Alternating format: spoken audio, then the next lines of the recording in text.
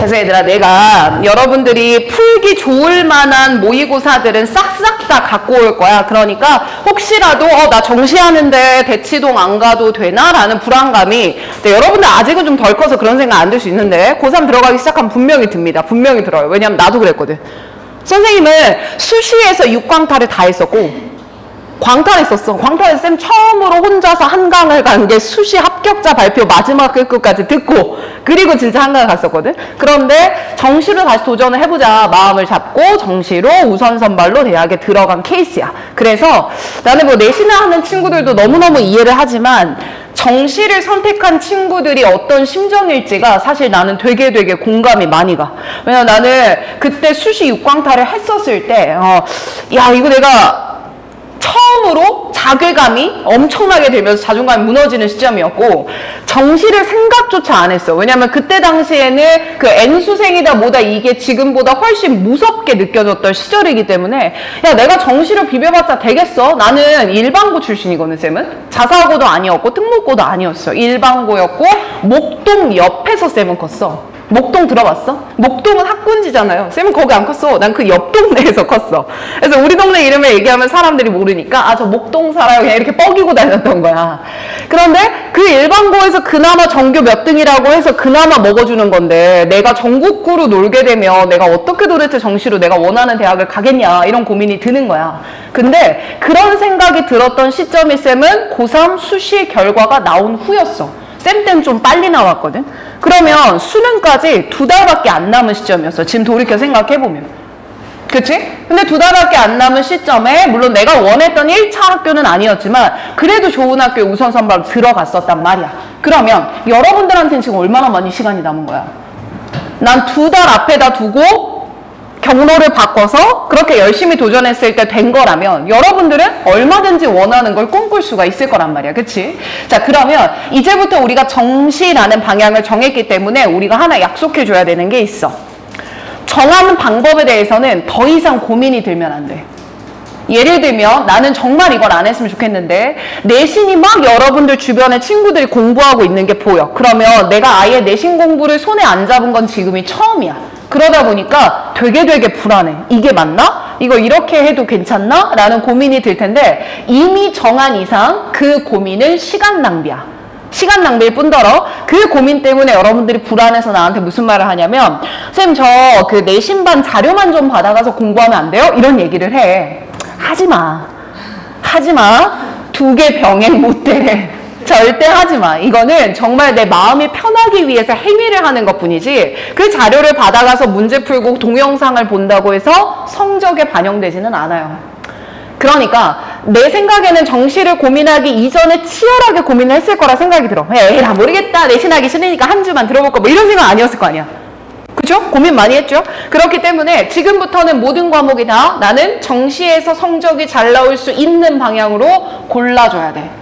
자, 그러면 단적으로 생각을 해보면 영어라고 하는 건 사실 정시를 공부하는 학생들한테는 계륵과 같아. 계륵이라고 하는 건 없어서는 안 되지만 잘할 필요까지는 없어. 현실적이지? 그럼 잘할 필요가 없다라는 걸 뭐냐면 내가 정시로 아무리 높은 대학을 지원할지언정 1등급까지 받을 필요가 없단 얘기야. 자, 그러면 여기서 내가 너희랑 대화를 많이 하는 편이다 보니까 선생님이 봤을 때 보통의 경우에는 중경외시 라인업만 들어가도 난 너무 좋다, 만족스럽다 일 것 같은데 맞나? 맞아요? 쌤 아닙니다. 저는요 인생 한 방이죠. 서울대 아니면 안 갑니다. 했어요? 그럼 아주 나의 워너비 롤모델이 되는 거야, 우리 후배들이. 했어요? 아닌 거지? 자, 그러면 중경외시 라인업을 최대라고 잡았을 때 영어는 2등급이면 돼요. 알겠지? 그리고 심지어는 3등급이 나와도 괜찮아. 자, 근데 반대로 3등급이 못 나오면 우리가 정시 공부에서는 성공할 수가 없어. 자, 그럼 내가 가지고 있는 영어에서의 목표 등급은 2등급 혹은 3등급이 전략적으로 될 거고, 나는 지금부터 오늘 우리가 정시 강의를 시작하잖아. 나는 너희들이 내년에 수능 때까지 남아있지 않았으면 좋겠어. 정시를 시작할 때 원년 멤버들은 적어도 고3 올라갔을 때 3월 모의고사까지를 난 마지노선으로 봐. 그때가 될 때까지 여러분들이 원하는 등급이 안 나오고 있다라고 한다면 내가 잘못 가르쳤거나 니네들이 잘못 배웠거나 둘 중 하나일 거야. 어찌됐든 어느 경우는 실패했다는 얘기야. 시간을 쏟는 게. 그래서 난 오늘 너희들한테 진짜 많은 말을 하고 싶어. 왜냐면 정시 기초반이라고 따로 빼서 개강한 건 나도 올해가 처음이야. 선생님이 지금 오늘 준 거에도 써놨어. 정시 10년 차야, 10년 차. 앞에 써놨지. 일부러 박아놨거든요. 정시 10년 차야. 증빙할 수 있어. 선생님 진짜 정시 수업만 오랫동안 해왔었거든. 규모의 차이가 있었을 뿐이지. 근데 정시 공부를 하면서 이렇게 정시 기초라는 타이틀을 걸고 오픈한 거는 처음이라 정말 정석대로 기초대로 가되 우리의 마지노선은 내년 3월 모고 때 성적이 나와야 된다는 거야. 그 시점에 나왔을 때 이제 여러분들한테 선지가 있을 거야. 선생님이 깔아놓은 수업을 다 들어도 되고 아니라면 그래도 고3 때 6월 모평까지는 좀 중요한 모의고사가 남아있으니까 감만 유지하는 식으로 수업을 축소해서 연장해 가는 것도 괜찮을 거야. 그러면 우리가 남은 기간 동안이 얼마 안 남은 거죠. 내년 수능 때까지가 아니라 마지노선은 고3 3월 모의고사 때까지입니다. 그럼 이미 8월은 끝났고 9, 10, 11, 12, 1, 2, 3월이에요. 3월 초에 보거든요. 뺍시다. 몇 개월 남은 거야? 6개월밖에 남지 않은 거야. 딱 6개월. 그 6개월의 기간 동안에 노력을 해서 모든 과목이 다 내가 이 정도 하면 그래도 괜찮네 라는 수준으로 올라가야 돼요.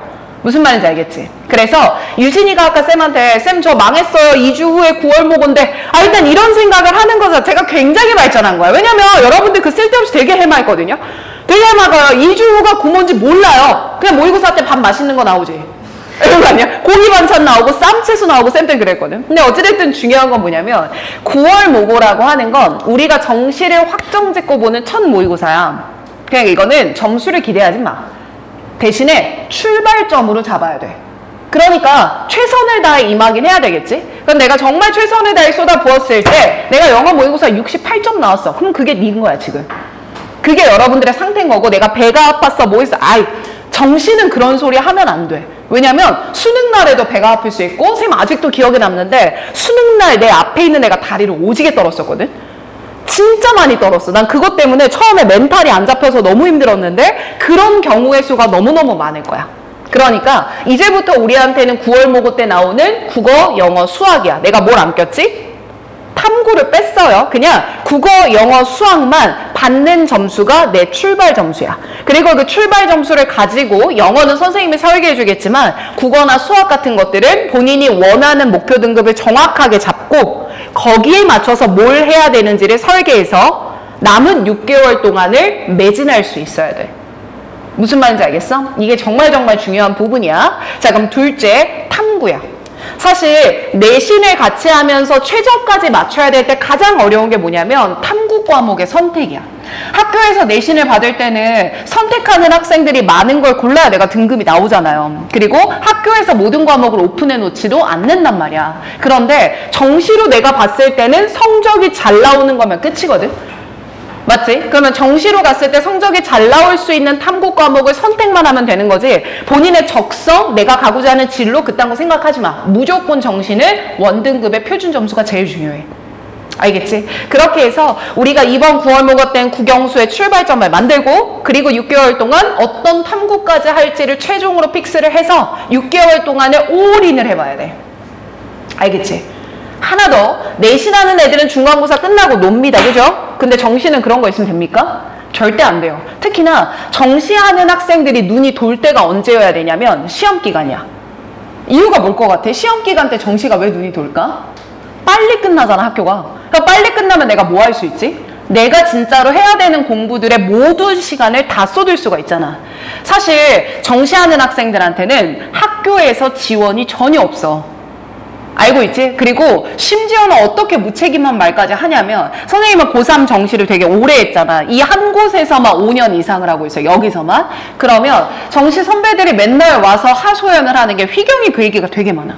고3에 기말고사야. 1학기 기말고사. 일단 고3은 내신 대비를 2학기 때는 하지 않아도 돼. 그쵸? 그럼 고3은 1학기 기말고사라고 하면 사실 마지막 내신이야. 근데 그 내신이 2주 남은 시점에서 진학상담이 잡힌 친구였던 거야. 근데 그 친구한테 뭔 얘기하는지 알아? 내신해. 이 얘기를 하셨대. 그래서 걔가 울면서 온 거야. 물론 뭐 전후 사정이 있었겠지. 선생님이 그런 얘기를 하신. 그런데 2주 후에 마지막 내신을 남아있는 고3한테 너 그냥 내신해라고 말을 하시는 게 얼마나 무책임한 거냐고. 아이의 마음에 비수를 꽂는 거고 얘가 지금 앞으로 뭘 잘할 수 있을지는 생각도 안 하고 뱉는 말이라고 난 느껴진 거야.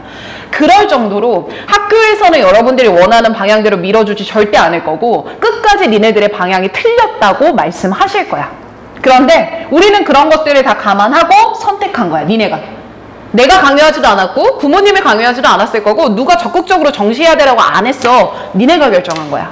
그러니까 앞으로 누가 내 방향에 대해서 비판을 하더라도 난 이거 아니면 안 돼. 어쨌든 난 선택했으니까 할 수 없어. 라는 생각으로 여기에만 매진해야 돼. 알겠지? 우리는 그것만 지켜주고 그것만 지키면서 6개월을 임해주면 내 생각에는 정말 다른 애들보다 원하는 결과를 빨리 이룰 수 있을 거야. 알겠지? 특히나 예체능을 하는 친구들은 그 텀이 훨씬 더 짧아요. 그러니까 꼭 내년 3월 모의고사 때 원하는 등급이 나와줘야 되는 거야. 알겠지? 좋아요. 자, 여기까지 선생님의 정신훈련을 마무리를 지으며 자, 오늘 선생님이 알려주고 싶은 거 딱 하나입니다. 70분 운영하는 모의고사 방법을 조금만 더 디테일하게 잡아가자. 알겠지? 나 오늘 그것만 가르치고 끝낼 거거든. 그래서 왼쪽에 있던 정시 10년차 봄쌤이 알려주는 영어 모의고사 운영 꿀팁 요거 팔이죠. 자, 요걸 좀 드시고요. 뭐 연필 같은 거를 들면서 계속 끄적끄적 하면서 오는 게 좋아. 정시 수업은 어떤 타입이냐면 내가 자, 얘들아 저거 나 이제 필기할 거야. 이러면 초딩 수업이야. 내신 수업인 거고 중딩 수업의 스타일인 건데 정시 수업이라고 하는 건 딱 이거야. 자, 영어는 내신과 수능이 가장 다른 게 뭘까요? 영어 영역에서 내신과 수능의 차이점이 뭘까? 똑같이 영어를 묻는 거긴 하잖아. 근데 뭐가 다르지? 처음 보는 질문이야. 그치? 내신 때는 범위가 정해져 있는 공부를 하는 건데 수능은 내가 아무리 EBS 연계교재 다 보고 3개년치 기출치 다 쓸어와서 보더라도 그거랑 똑같은 거 나와요? 절대 안 나와요. 심지어는 올해 6월, 올해 9월에 나온 똑같은 지문 절대 못 나옵니다. 그렇다는 건 내가 지금 공부를 한 게 어떻게 보면 의미가 없는 공부라고 느껴질 수 있어. 그렇기 때문에 수능 영어를 공부할 때는 방향성이 되게 중요해. 자, 이 방향성은 딱 하나야. 니네들보다 글을 좀 더 빨리 잘 읽는 사람과 공부하고 가는 거야. 자, 탐구 강의의 경우에는 개념이 중요해. 그래서 처음부터 끝까지 끼깔나게 이쁘게 필기하고 필기 노트 만들어주고 그런 거 되게 중요해. 왜냐면 그대로 외우는 게 중요한 거니까. 그런데 영어는 외워봤자 의미가 있습니까? 없단 얘기야. 그러니 지금부터 나는 물론 선생님이란 지위는 있겠지만 여러분들보다 지문을 더 잘 읽는 사람이라고 생각을 해. 그리고 나는 요 정도까지 못 읽었는데 봄쌤이랑 저 여자는 똑같은 시간에 똑같은 정보를 가지고 이만큼까지를 읽어내네. 야, 그럼 내가 이 갭을 어떻게 메꿔야 되지? 이 고민을 해야 돼. 쌤, 저는 여기까지밖에 못 알았는데요. 왜 이렇게까지 추론이 되는 거예요? 라는 게 듣고서 이 갭이 이해가 되지 않는다면 끝나고 남아서 쌤한테 질문하고 가야 돼. 나는 지금 화토반에 40명 가까이 고3 정시의 파이널반을 운영하고 있어. 화요일에는 어떤 수업을 하냐면 풀코스 모의고사를 하나 풀고 여러분들이 해제 강의를 요청하는 지문들을 받아서 해제 강의를 진행을 해. 근데 그 해제 강의의 분량이 보통 1시간 안에 몇 문제를 치냐면 7, 8문제를 쳐. 얘들아, 우리 내신 수업 들었을 때 생각해봐. 내신 때는 2시간 반, 3시간을 수업 들어도 5지문 넘기기가 좀 힘들어. 그런데 지금 선배들은요, 1시간 안이라는 시간 안에 7, 8문제 칩니다. 그럼 7, 8문제 어떻게 칠까요? 정말 내가 하고 싶은 말만 쫙 하고 끝나. 그러면 고3들 중에서도 그 얘기를 다 따라오는 애들이 있고 전혀 못 따라온 애들이 있어. 그럼 쌤은 화요일마다 뭐가 좀 애로사항이냐면 질문이 이만큼 길게 서 있어, 애들이.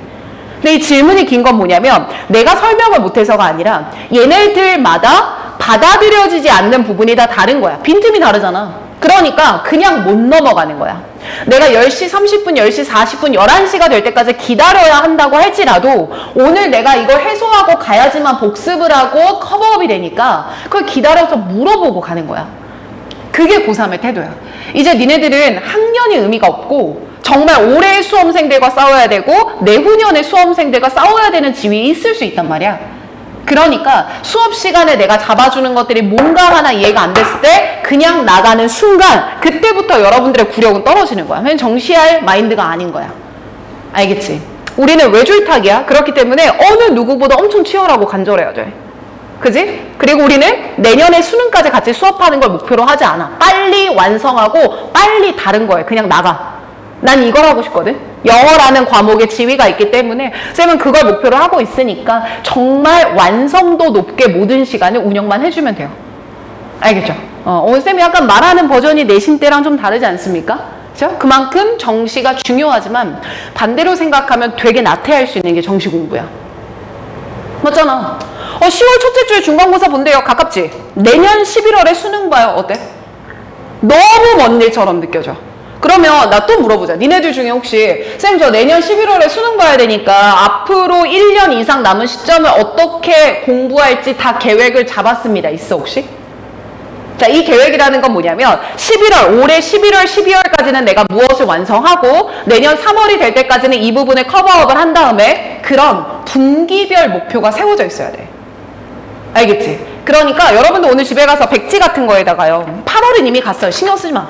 9, 10, 11, 12 4개월 동안에 먼저 잡아봐. 4개월 동안 내가 뭘 완성하고 싶지? 즉 겨울방학이 시작하기 전까지 나는 어디까지 만들어 놓지? 이게 1순위야. 겨울방학 전까지. 그리고 겨울방학이 시작됐을 때 그 2달 정말 중요한 2달이야. 왜? 학교 수업 안 들어도 되잖아. 그치? 솔직히 말해서 학교 수업이 큰 도움이 되지는 않아. 왜냐면 정시하기 때문에 그래. 학교 선생님들이 못 가르치시는 게 아니라 정시 공부는 방향이 다를 수밖에 없어. 그러니까 2달 동안은 내가 학교에서 뭔가 잡혀있느라 학교에서 있는 시간들 때문에 뒤로 미뤄졌던 공부가 분명히 있을 거거든. 보통의 경우는 탐구기는 해. 그리고 아마 수학일 거고 수학 더 나가야 되니까 그런 부분들을 방학 때 난 잡아야지. 그러면 또 두 번째 포인트야. 내가 겨울방학 전까지 뭐하지? 겨울방학 2달 동안 뭐하지? 두 번째 포인트 3월 모고 보고 난 후는 어떻게 움직여야지? 여기까지야. 그렇게 해서 고3 3월 모의고사를 봤을 때 우리가 원하는 등급이 나와서 성공이 돼야 되고 마지막 목표는 6모 때까지 원하는 등급을 유지만 해주면 돼. 자, 내가 봐 이렇게 했다. 3모 때에서 6모 때의 높이라고 하지 않았어. 못 높여요. 6모 오지게 어려워. 못 높여. 그럼 내가 성적을 만들 수 있는 건 3모 때까지고요. 그 성적을 6모 때는 선방하는 거예요.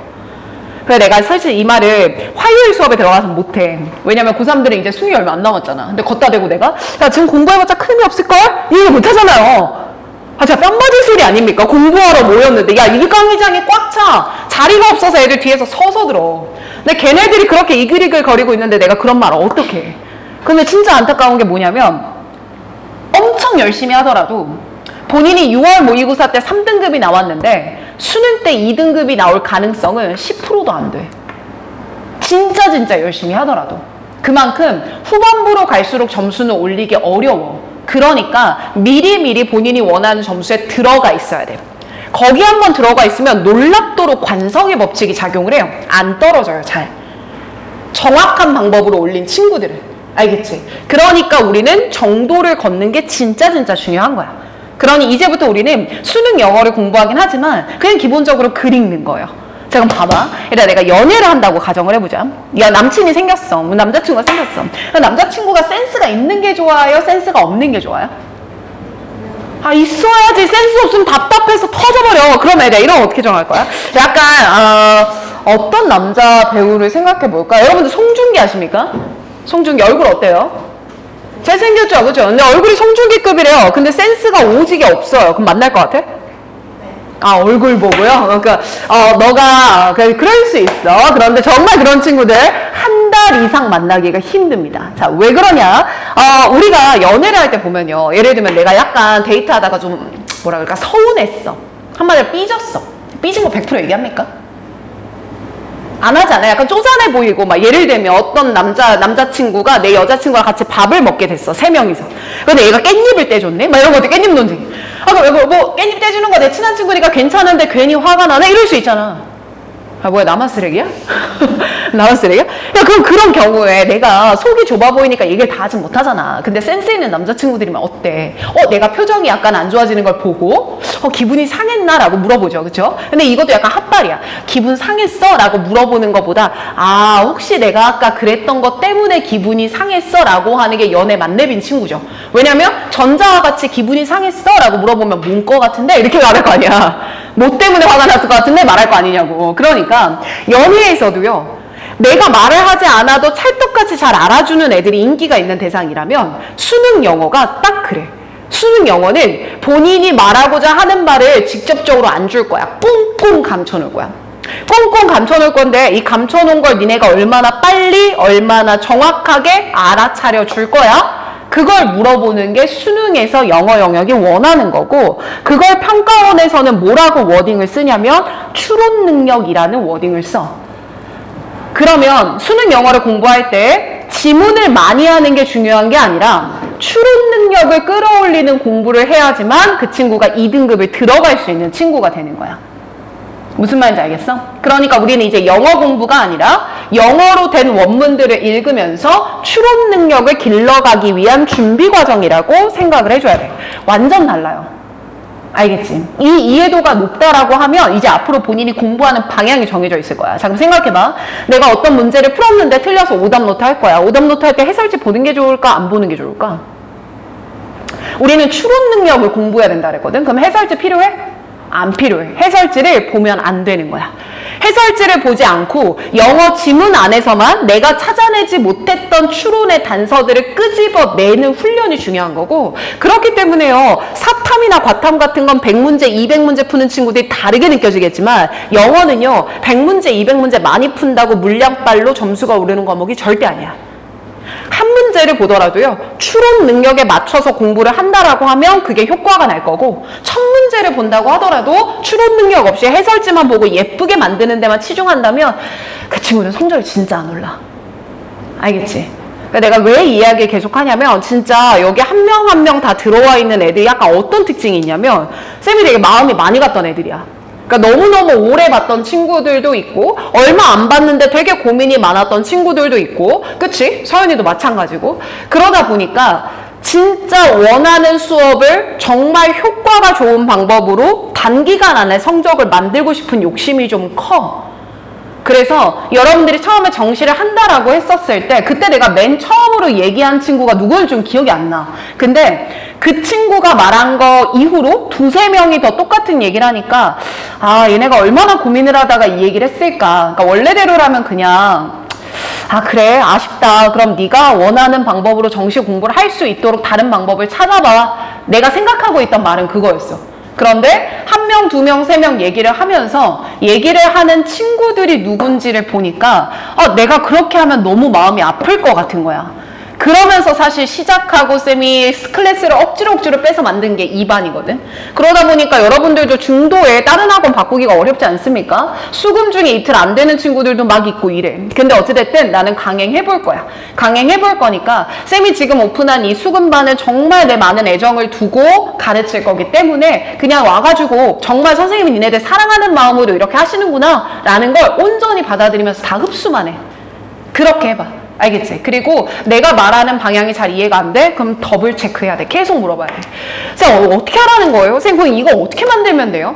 알겠지? 큰 결은 비슷하겠지만 본인이 얼마나 정확하게 하느냐에 따라서 천지 차이가 날 겁니다. 아시겠죠?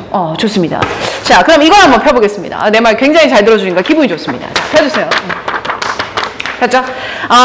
정시 10년차 봄쌤이 알려주는 영어 모의고사 운영 꿀팁인데요. 여러분들 이제 이거는 버리지 마시고요. 계속 갖고 다니세요. 내가 금요일에 오면 우리 정시반에 교재까지 나눠줄 건데 그 교재에다 꽂아놓고 매번 볼 거야. 알겠지? 자, 1번 봐봐. 영어 모의고사의 구성부터 우리 다시 한 번만 잡자. 다 알죠? 17문항은 듣기고요. 18번부터 45번까지는 독해입니다. 모르는 친구 없을 거예요. 그런데 점수 배점을 이렇게 계산해 본 건 처음일 수 있어. 듣기가 17문제인데 얘만 다 맞춰도 몇 점이야? 37점이야. 그렇기 때문에 정시한테의 가장 기초는 뭐냐면 듣기 만점부터 나와줘야 돼. 그런데 한 권 모의고사 보는 거 봤거든요. 듣기 만점자 여기 없어요. 없어요. 한두 문제 틀리거나 한 문제씩 한 번씩은 틀렸거나 이래요. 그럼 아주 불안하다는 얘기야. 그러니까 내가 듣기 문제집을 나눠주진 않을 거야. 분명 집에 있거든. 하나만 갖고 와. 하나만 갖고 와서 일주일에 2~3번 정도만 듣기 연습을 꾸준하게 하면서 쫓아오면요. 듣기는 만점 나옵니다. 자, 그럼 생각해봐. 그 듣기 문항 37점을 만점으로 깔아놓자. 그지? 그러면 내가 3등급을 들어가야 돼. 즉 70점대로 들어가야 돼. 그럼 난 앞으로 몇 점만 더 맞으면 되는 거야? 33점만 더 맞으면 돼. 70점이라는 점수를 들어가려면. 그럼 본인이 생각해, 얘들아. 이거 계산해야 된다. 듣기 37점은 만점을 받아야 돼요. 됐죠? 그리고 나는 2등급을 목표로 할지 3등급을 목표로 할지를 지금 정해. 니네가 니네 역량을 솔직히 알잖아. 쌤 전 해도 1등급 안 돼요. 니네가 더 잘 알아. 내가 말 안 해도 돼 굳이. 그러면 내가 2등급을 목표로 할 거다라고 하면 83점 정도로 잡고 3등급을 목표로 할 거예요 하면 73점 정도를 잡아봐. 자, 그렇게 했을 때 나는 독해로 몇 문제를 더 맞춰야 되는지 몇 점을 플러스해야 되는지를 계산해놔봐. 옆에다가. 내가 73점이 맞아야 돼? 그럼 37점 빼고 남는 점수.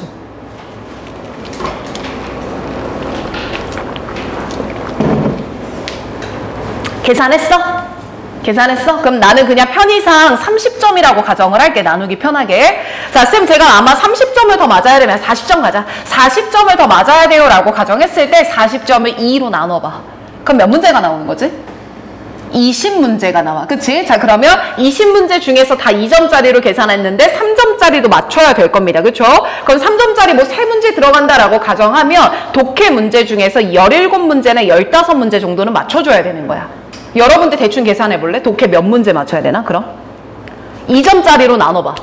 쌤도 아까 40점이었는데 2점짜리 나누니까 20문제가 나왔었고요. 20문제에서 한 마이너스 3개 정도 뺐습니다. 한 17문제라는 거예요. 그럼 너희들은 몇 문제 정도가 나오는지를 계산해놔봐. 계산했어? 그치? 산수 안 되는 친구들은 없죠. 창피한 거 아닙니다. 계산기 꺼내세요. 머리 못하러 돌립니까? 쓸데는 많은데. 됐지? 자, 그러면 나는 앞으로 17문제를 독해에서 맞춰야 되는구나. 쌤 그럼 독해가 몇 문항이래요? 총? 28문항이에요. 그럼 난 17문항만 맞추면 되면 몇 문제를 버려도 되는 거야? 11문제 가까이를 버려도 괜찮은 거야.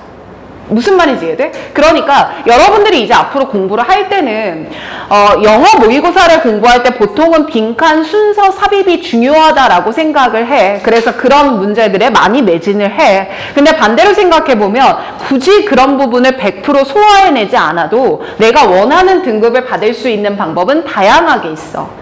그러니까 공부하지 말라는 말은 아니야. 대신에 너무 부담 가지면서 어려운 문제를 못 풀었다고 해서 좌절할 필요는 없단 얘기야.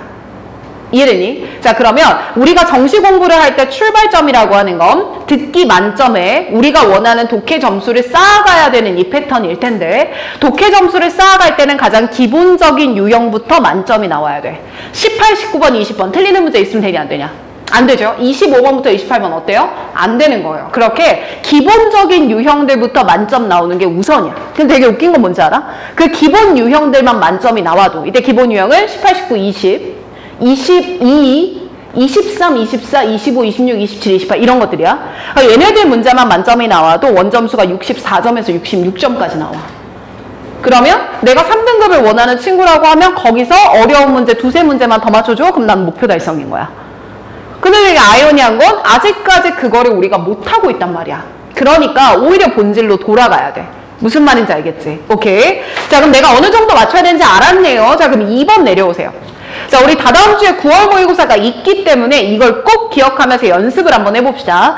효율적인 70분의 운영 순서를 이렇게 잡아봤는데 자, 밑에 000부터 2000 이렇게 써져 있죠. 이거는 시작 시점부터 20분까지 라고 생각하면 돼요. 자, 이렇게 타임테이블을 잡아가 볼 거거든요.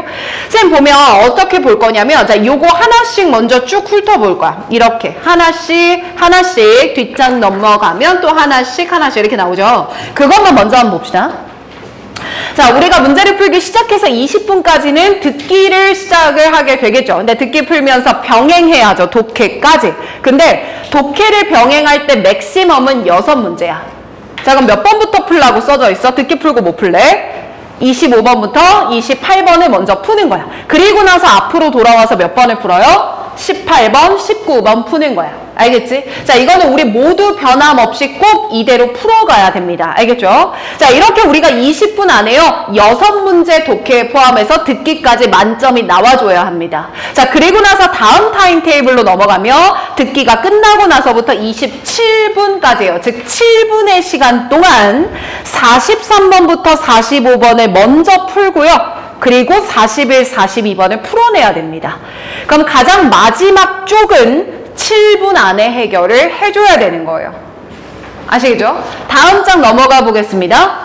이제 27분부터 42분까지라고 나와 있는데 얘들아 영어 모의고사 70분이잖아. 70분에서는 40분이 경과한 시점이 분수령이야. 무슨 말이냐면 40분이 되기 전까지는 좀 쉬운 유형들을 클리어 해줘야 되고 40분이 지난 후부터는 고난이도 유형들의 시간을 안배할 수 있어야 돼.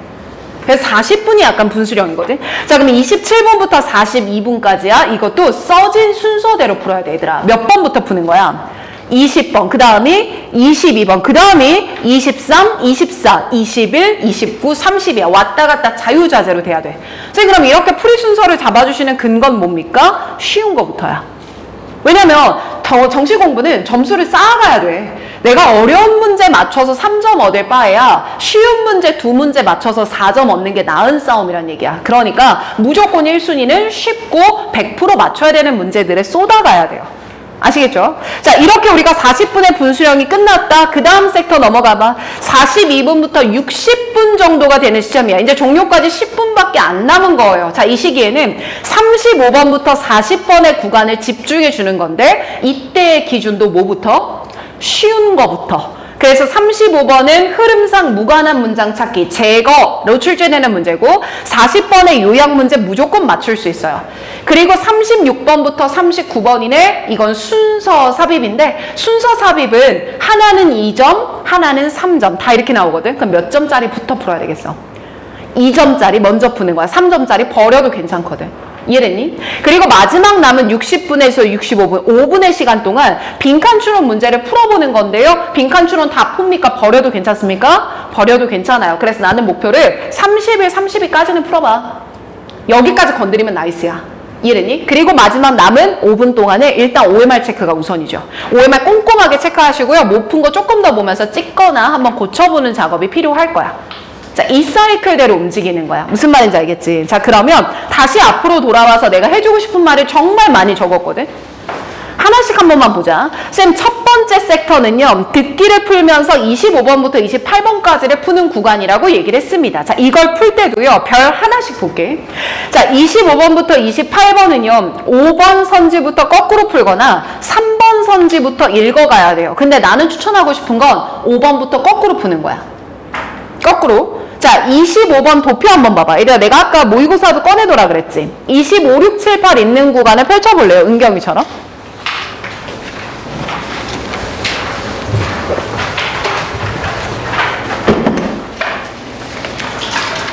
자, 우리가 듣기를 풀면서 풀게 될 페이지가 여기란 말이야. 그쵸? 자, 근데 여기를 풀 때도요, 도표 문제 풀 때야. 프린트 봐봐. 25번의 도표는 도표의 무엇과 제목과 그리고 표에 있는 무슨 축?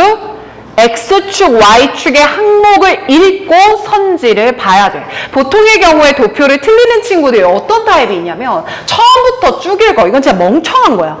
이렇게 풀면 안 돼. 그러면 어느 정도 좀 여기저기서 얘기 들었다 싶으면 5번부터 거꾸로 읽거든요. 근데 표도 안 보고 읽습니다. 그럼 이때 뭐가 발생하냐면 1번 문제가 시작되기 전에 적어도 한 문장은 판단을 끝내야 되거든. 내 말 무슨 말인지 알겠어? 그게 아니면 시간이 비효율적으로 운영되니까. 근데 한 문장을 읽고 표를 대조하기도 전에 1번이 시작돼서 돌아와야 돼요.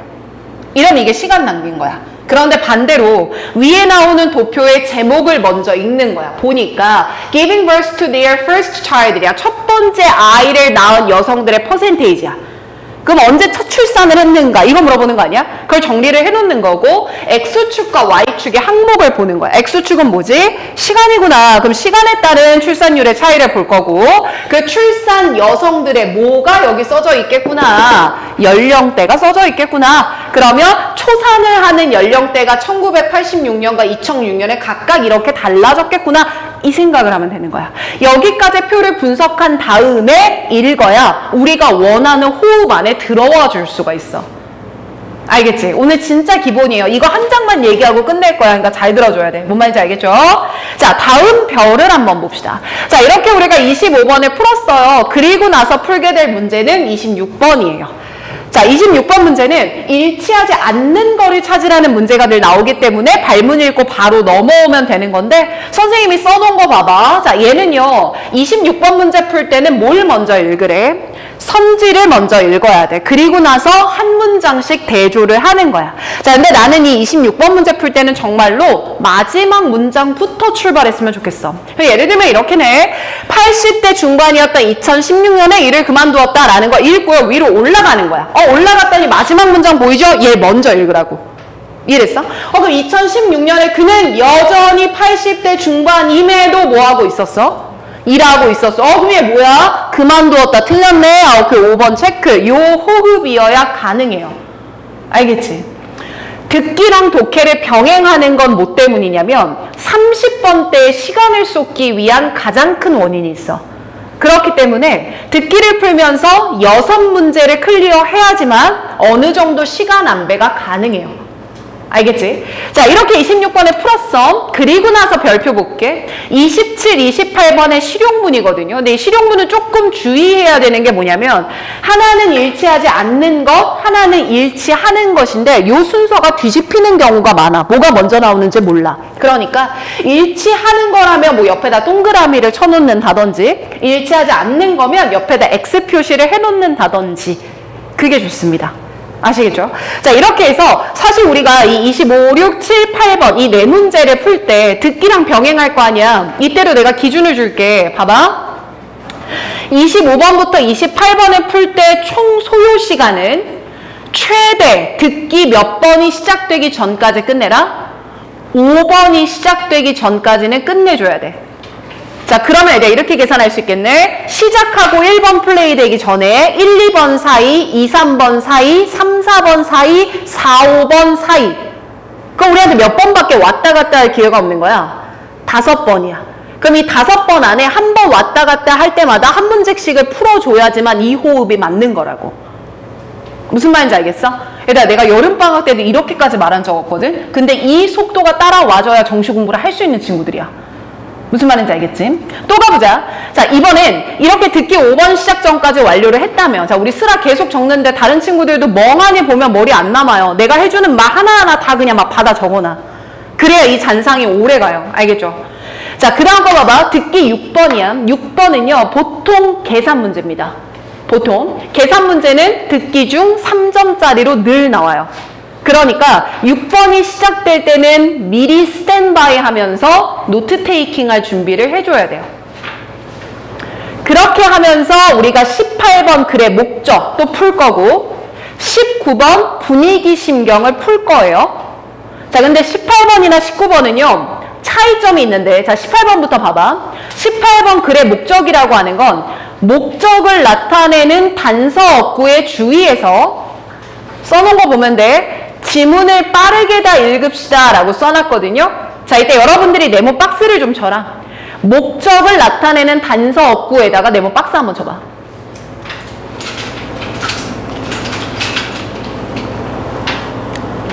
자, 예를 들면 이거야. 18번이라고 하는 거 우리가 글을 읽을 때 뭐가 좀 주의해야 되냐면 18번의 선지에는요 보통 다 비슷한 게 나와요. 이 비슷한 게 나온다는 게 뭐냐면, 유진아 눈 좀 더 크게 떠. 직원, 근로 비슷하지. 대금, 은행, 잔금 비슷하지.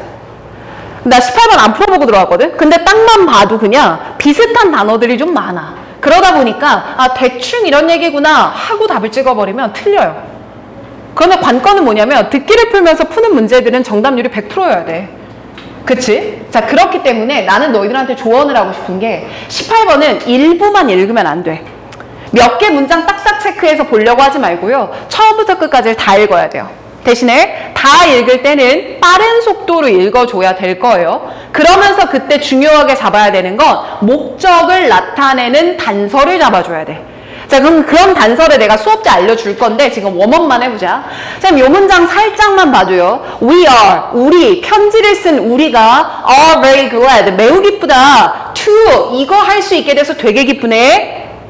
그러면 이 기쁘다라는 감정을 표현하기 위해서 글을 썼을 거 아닙니까? 감정을 표현하는 단어가 나왔을 때는 목적을 나타내는 단서라고 취급을 하거든. 이해를? 그러니 글을 읽으면서 빠르게 읽어가되 아, 이런 감정 표현의 단서와 같은 목적 단서가 나오면 나는 이걸 챙겨가야 되겠구나. 그러면서 또 나오는 거 있어. 나는 hereby 여기까지 inform 뭐 했대? 너한테 알려줬대. 그럼 이 글의 목적은 뭐뭐뭐뭐를 알려주려고 라는 게 목적이 잡힐 거 아니냐고. 이런 단서들에만 집중하면서 글을 빠르게 읽어줘야지만 답이 틀리지가 않아요. 자, 그럼 다시 이 안내문 돌아옵시다. 이제부터 얘를 안내문이라고 부를게. 안내문 돌아와서 18번은 목적을 나타내는 단서과 주의해서 자, 동글 지문을 빠르게 다에다가 동글. 이게 제일 중요해. 고3들도 이거 안 하다 보면 삐끗삐끗합니다. 알겠죠? 다 읽는 게 중요해요. 자, 그 다음 나오는 게 19번입니다. 쌤 19번은요. 글의 분위기나 심경이기 때문에 중요한 건 뭐냐면 분위기를 나타내는 단서 어구를 골라줘야 돼요. 거기다 네모 박스 쳐봐. 자, 그런데 쌤 얘는 좀 다르네요. 18번은 다 읽으라고 하셨는데요. 19번은 단서 어구에만 집중해서 뭐해 읽으래요? 골라서 읽으래요. 거기다 동그라미 쳐봐. 자, 얘들아 이때 골라서 읽으라는 게 뭔지를 알려줄게. 지문을 처음부터 끝까지 다 볼 필요가 절대 없다는 거야. 절대 없고요. 예를 들면 어떤 단어로만 볼 거냐면 When it can my tone, my breathing increase. My breathing increase. 그럼 어떤 표현이야? 숨소리가 거칠어졌다는 거 아니에요? 그러면서 heart rate increase. 이거 어때? 괜찮지? 이 단어만 골라 읽어. 앞에 상황이 뭔지 하나도 몰라도 돼. 그냥 눈으로만 봤을 때 심박수가 올라가. excessive sweating이야. sweating. 땀이 엄청 많이 흘러. 그럼 어떤 기분일 것 같아? 긴장돼. 네, 여기서 선생님 굉장히 페스티벌하고요. 굉장히 즐거워 보입니다. 땀이 나고 여기서 막 긴장감이 올라가고 막 이러는데 저는 페스티벌 같아요. 이러면은 그 친구는 19번에 맞출 수가 없어. 왜냐면 미안하지만 수능 문제의 문제가 아니야. 네가 사페 성향이 있어서 틀릴 수도 있는 거야. 알겠지? 그러니까 그런 게 아니라고 한다면 이 정도만 골라주면 된다는 거야. 무슨 말인지 알겠지? 그래서 18번 문제, 19번 문제 두 문제 다 푸는데 솔직히 1분도 안 걸리는 게 사실은 맞아. 오케이? 됐어요? 자, 그 다음 거 안내문 봅시다. 자, 이렇게까지 우리가 풀었을 때 쌤 그러면 듣기는 모든 문제를 독해랑 병행해야 되나요? 라고 하면 아니야. 자, 이 말은 내가 좀 많이 했던 말인 것 같은데 듣기 문제는 10번이 도표로 나와요. 도표라고 한다는 건 이런 형태의 문제야, 얘들아. 이거. 이게 10번 문제잖아. 이거 쉽잖아요. 그치? 듣다 보면 아니지? 이거 그 음원이 끝나기 전에 답이 나오는 문제야, 대표적으로. 자, 그러면 우리는 10번이 나오기 전까지만 독해랑 병행하는 거고, 그럼 10번이 시작되기 전까지만 6문제를 풀어내야 되는 거야. 이 속도가 제일 중요해. 알겠죠? 자, 이렇게 10번 전까지 6문제 풀었어. 쌤, 그럼 저 10번 답 찍었으면 그 다음에 뭐예요? 11번 스크립트 읽어야 돼. 선지 읽어야 돼. 자, 그럼 11번의 선지를 먼저 읽는 거야. 얘들아, 이거 주의해. 그냥 들어봐봐. 쌤, 그러니까 우리는 중요한 게 뭐냐면 11번 음원이 플레이되기 전이야. 이게 시작되기 전이야. 시작되기 전에 선지에서 키워드를 골라놔야 돼. 이거 진짜 중요해. 왜냐면 얘들아, 이제부터 11번부터 17번까지를 풀어갈 텐데 이 안에는 3점짜리가 두세 문제가 들어가 있어. 3점짜리 두세 문제라는 건 뭐냐면 빈칸 두세 문제 맞추는 건 똑같다는 거야. 야, 그럼 빈칸추론 풀어서 맞출 거야? 듣기 풀어서 맞출 거야? 듣기 풀어서 맞추는 게 훨씬 빠른 거잖아. 그쵸? 자, 그러면 어떻게 키워드를 고르는 건지를 한번 해보자. 쌤 1번 봐봐. Not at all. 아니에요. It is free for local resident. 이거는요, 지역 주민한테는 공짜입니다. 그러면 이 단어를 읽으면 앞에 어떤 상황이 나올 것 같은지 예상이 좀 돼. 무슨 말인지 알겠어? 이런 말을 했어? 그러면 뭔가 매표소 같은 데인가? 이거 돈을 내야 되나요? 라고 물었겠다. 그러니까 얘가 아닙니다. 지역 주민한테는 공짜예요. 라고 얘기했겠지. 이걸 스토리텔링이라 그래. 내가 선지를 읽고 나면요, 앞에 보통 어떤 상황이 깔리겠네 라는 게 머릿속에 그려져요. 그게 제일 중요해요. 그러면서 키워드를 골라두는 거야. 나 같다면 첫 번째 건 free local일 것 같아. 이 정도 골라두는 거야. 2번 보자. Of course, 무번이죠. You can teach the class. 당신은 클래스를 teach할 수 있습니다. 그럼 중요한 단어 뭘 것 같아? 너 가르칠 수 있어. 배울 수 있는 게 아니야. 너 가르칠 수 있어. 뭔가 가르치는 상황이 나와야 될 것 같고. 3번 봐봐. Yeah, I will just register for months. 나는 한 달만 register, 등록했어요. 2번은 teach 하는 입장이면 3번은 어떤 것 같아? 듣는 입장일 것 같지. 그러면 나한테 중요한 건 register a month가 될 거야. 괜찮지? 4번 또 가보자. Well, I'm not sure if there is a yoga class. 요가가 있는지 모르겠어요. 그럼 얘는 가르치는 애도 아니고 등록하러 온 애도 아니고 아주 기초 문의 단계를 말하나 봐. 무슨 말인지 알겠어? 그럼 첫 번째 거는 not sure 요가 클래스 정도로 잡는 거야. 5번 거 가보자. But you look much healthier than before. 야, 이전보다 엄청 건강해 보인다. 그럼 5번은 요가 클래스를 받았어. 나 요즘 어때 보여? 이런 질문을 던졌을 때 나올 만한 답인 것 같지. 결이 1, 2, 3, 4랑 얘는 약간 다르네. 왜냐면 얘네들은 수업에 관련된 얘기를 하는 것 같았으니까. 이렇게까지 골라주는 게 중요해요. 됐어? 그러면 얘들아 봐봐. 이 11번부터를 우리가 읽으면서 해야 되는 건 선지를 미리 보는 밑작업을 하는 건데 사실 이 밑작업은요. 데이터베이스가 본인한테 많이 쌓여 있을수록 훨씬 원활하게 돼요. 그러니까 나는 수능 영어 듣기, 뭐 탭스 영어 듣기, 토플 영어 듣기 너무 많이 하다 보니까 좀 뻔해서 이 정도까지 나오는 건데 내가 지금 이렇게 스토리텔링을 풀어냈을 때 야, 저 어떻게 저렇게까지 생각하지? 라고 고민이 든다면 본인이 아직 연습량이 안 쌓여 있어서 그래. 알겠지? 본인이 그런 생각이 들었을수록 내가 아까 일주일에 듣기 몇 번 하라 그랬어? 2번? 뭐 혹은 3번? 이렇게 얘기했거든? 근데 이 정도까지 내가 지금 못 쫓아오는데 싶으면 매일 하루에 하나씩 해도 안 늦어요. 그렇게 해도 시간 낭비되는 공부가 아니에요. 듣기 공부가. 알겠지? 이렇게까지 해주는 게 중요해. 자, 그럼 마지막 별을 볼게. 이것만 말하고 좀 쉬자. 쌤, 우리가 이렇게요. 11번에 10번 도표 답 선택해. 11번에 선지 읽으면서 키워드 골라. 이후에 본 패턴을 반복해서 쭉 듣기만 집중해. 독해 보지 마 라고 써놨어. 대신에 16번, 17번 문제를 풀 때가 관건이야. 16, 17은 몇 번 나와? 2번 나오죠. 그럼 우리 정시하는 친구들은 몇 번 안에 골라야 돼요? 한 번 안에 골라야 돼요. 한 번 안에 골라야 돼요. 자, 그럼 이것도 이런 작업을 해야 돼요. 15번 답 골랐네? 그럼 뭐 하고 있어야 돼? 16번 읽고 있어야 돼. 무슨 말인지 알겠지? 15번 다 골랐으니까 16번 읽어보자. 자, 첫 번째 거 볼게. Unique way that animal keeps cool. 동물들이 쿨한 방법을 유지하는 거. 그래, 여기서 제일 중요한 건 뭐야? 동물들이 뭐 하는 방법이야? 쿨하게 살 수 있는 방법이야. 2번 가볼게. Animal with a high level intelligence. 똑같은 동물이긴 한데 이때는 뭐 얘기하나 봐?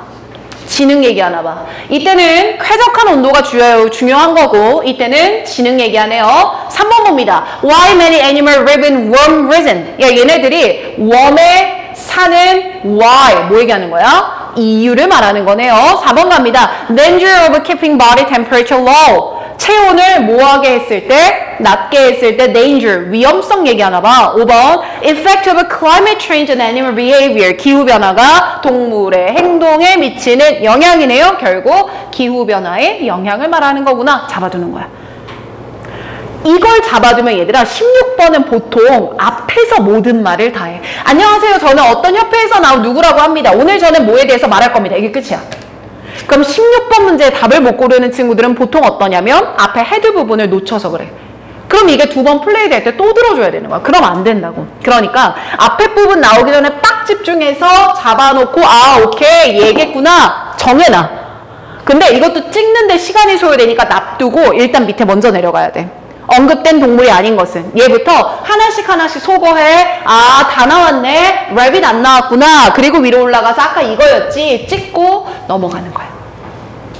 알겠어? 가장 중요한 게 지금 초반 20분이거든요. 그리고 되게 중요한 거 하나만 더 얘기할게. 영어 볼 때는요. 그러니까 선생님도 그랬는데 나 약간 이렇게 찔러도 피 한 방울 안 나올 것 같지 않아? 아, 그래. 고맙다. 그런데 내가 처음으로 엄마 앞에서 울었던 적이 수능장 들어갈 때야. 수능장 들어갈 때. 왜냐면 또 선생님은 학교에서 공부를 잘했었으니까 학교의 선생님들, 뭐 선배님들, 후배님들 이렇게 나와서 수능 응원해 주잖아요. 그래서 뭐 그때까지도 별로 감흥이 없었어. 그래서 이제 뭐 잘하고 있습니다 이러고 엄마 손을 잡고 들어갔지. 근데 교정에 딱 들어갔는데 경비 아저씨가 막아. 앞에서 막아. 여기서부터는 학생 혼자 가야 된대. 근데 그 말을 들었을 때 어떤 생각이 들었냐면 이제 정말 내가 혼자 나 홀로의 몸으로 사회에 내던져졌구나. 나 혼자 이제 이 모든 시간을 5시가 될 때까지 혼자 해내야 되는구나. 이 생각이 드는 거야. 그러니까 갑자기 눈물이 나는 거야.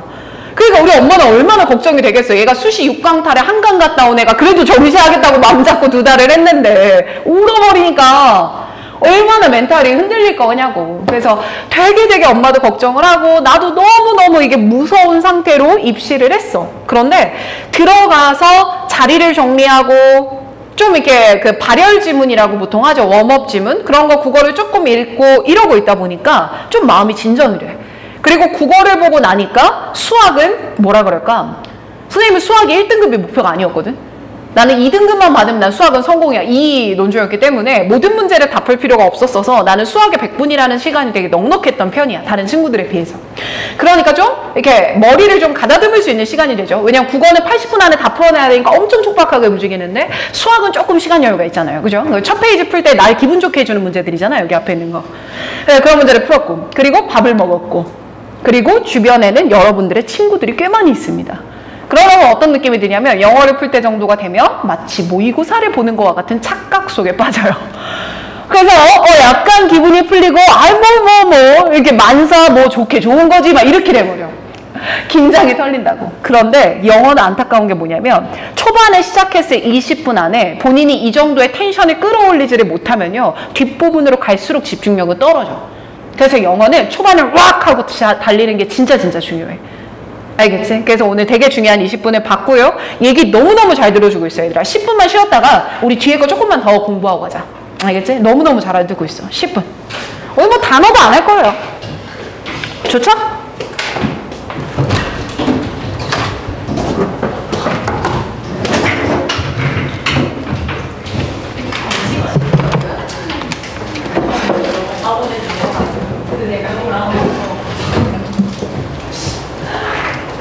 아, 이런 말을 할 수 있으니까 너무 좋은데?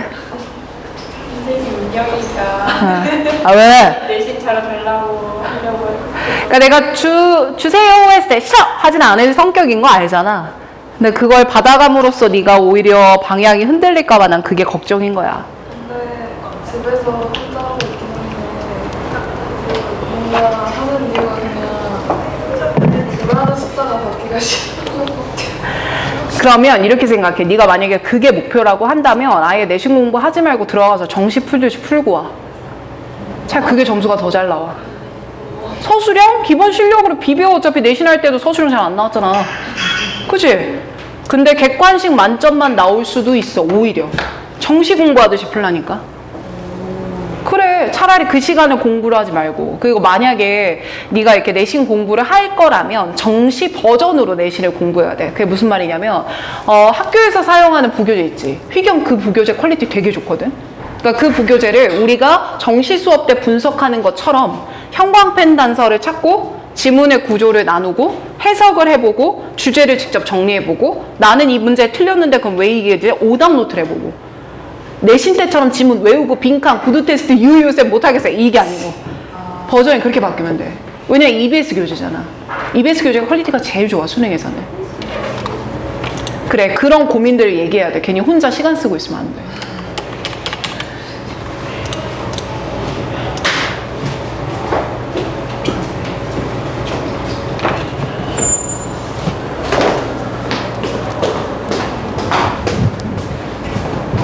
우리 연아 오늘 너무 잘 듣고 있네.